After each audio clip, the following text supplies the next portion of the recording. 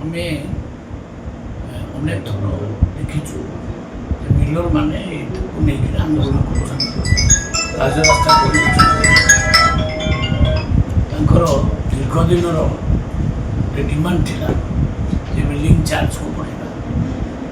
ପ୍ରାୟ 2008 ମସିହା ଠାରୁ ସେମାନେ ଏଇ ଆନ୍ଦୋଳନ କରି ଆସୁଛନ୍ତି। ଆମ ସରକାର ଆସିଲା ପରେ ଆମେ କହିଲୁ ଯେ ଶୀଘ୍ର ଆମେ ଏହା ଉପରେ ବିଚାର କରିବୁ। ଏବଂ ଧନ୍ୟବାଦ ଦେବି ମାନ୍ୟବର ମୁଖ୍ୟମନ୍ତ୍ରୀଙ୍କୁ, ସେ ଗତକାଲି ଏହା ଉପରେ ବିଚାର କରିଛନ୍ତି ଏବଂ ମିଲିଂ ଚାର୍ଜକୁ ଡବଲ୍ କରିଛନ୍ତି। ଅର୍ଥାତ୍ ଅରୁଆ ଚାଉଳ ମିଲିଂ କରିବା ପାଇଁ 10 ଟଙ୍କା ପର କୁଇଣ୍ଟାଲ ଥିଲା ଏବଂ ଉଷୁନା ଚାଉଳ ମିଲିଂ କରିବା ପାଇଁ 20 ଟଙ୍କା ପର କୁଇଣ୍ଟାଲ ଥିଲା। ତାକୁ ଡବଲ୍ କରିଛନ୍ତି, ଅର୍ଥାତ୍ ଅରୁଆ ଚାଉଳ ମାନେ ପାଇଁ 20 ଟଙ୍କା କଲେ ପର କୁଇଣ୍ଟାଲ ଏବଂ ଉଷୁନା ଚାଉଳ ପାଇଁ 40 ଟଙ୍କା ପର କୁଇଣ୍ଟାଲ କଲେ। ତେଣୁ ଆଉ ଯେତେ ମିଲର ଭାଇମାନେ ଅଛନ୍ତି ସେମାନେ ବହୁତ ଖୁସି ଅଛନ୍ତି। ତାଙ୍କ ସହିତ ତାଙ୍କର ଫୋନ୍ କାଲିଠୁ ଆଜି ପର୍ଯ୍ୟନ୍ତ ମୋ ପାଖକୁ ଆସିବାକୁ ଲାଗିଲାନି। ସେମାନେ ଆସିବେ ଏବଂ ମାନ୍ୟବର ମୁଖ୍ୟମନ୍ତ୍ରୀଙ୍କୁ ମଧ୍ୟ ସମ୍ବର୍ଦ୍ଧିତ କରିବେ ବୋଲି ସେ କହିଛନ୍ତି। ଆଜ୍ଞା, କୁହାଯାଉଛି ଯେହେତୁ ଦୀର୍ଘ ଦିନର ସେମାନଙ୍କର ଦାବି ଥିଲା ଏବଂ 8 ତାରିଖ ମଧ୍ୟ ସେମାନେ ଆନ୍ଦୋଳନ କରିବେ ବୋଲି ଗୋଟେ ପୂର୍ବରୁ ଚେତାବନୀ ଦେଇଥିଲେ।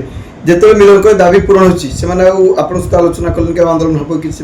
ନାଇଁ, କାଲି ସେ ମୋତେ କଣ୍ଟାକ୍ଟ କରିଛନ୍ତି, ଓଭର ଟେଲିଫୋନ୍ ସହିତ କଥାବାର୍ତ୍ତା ହେଇଛନ୍ତି। ସେ ଆସିବେ ଏବଂ ସୋମବାର ଦିନ ମାନ୍ୟବର ମୁଖ୍ୟମନ୍ତ୍ରୀଙ୍କୁ ସମର୍ଥନ ଜଣାଇବେ ଆଉ ତାଙ୍କ ଖୁସି ଜାହିର କରିବେ। ତାଙ୍କ ଆଉ ବହୁତ ଦିନର ଡିମାଣ୍ଡ ପୂରଣ ହେଲା ଏବଂ ଏହାଦ୍ୱାରା ଆଉ ପ୍ରୋକ୍ୟୁରମେଣ୍ଟର ଯେଉଁ ମଝିରେ ପ୍ରୋବ୍ଲେମ୍ ହେଉଥିଲା ସେ ଆଉ ହେବ ନାହିଁ। ସୁରୁଖୁରୁରେ ପ୍ରୋକ୍ୟୁରମେଣ୍ଟ ବି ହେବ। ଏଠି କୃଷକମାନଙ୍କ ଡିମାଣ୍ଡ ବି ଆମେ ମାନିଲୁ, ମିଲରମାନଙ୍କର ଡିମାଣ୍ଡ ବି ଆମେ ମାନିଲୁ।